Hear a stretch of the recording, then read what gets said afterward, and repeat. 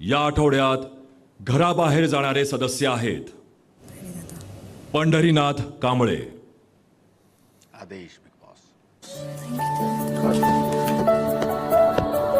आजवर अनेक व्यक्तिरेखांच्या अंतरंगात मी डोकावला, पण आता संधी आली मला माझ्या अंतरंगात डोकावायची।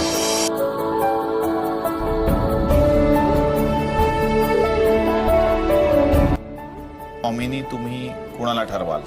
तर तो सूरज चव्हाण, तो माझ्या सगळ्या गोष्टींचा नॉमिनी असेल आणि मी त्याने नॉमिनी न करता मी त्याचं पालकत्व आयुष्यभरासाठी घेतलेलं आहे।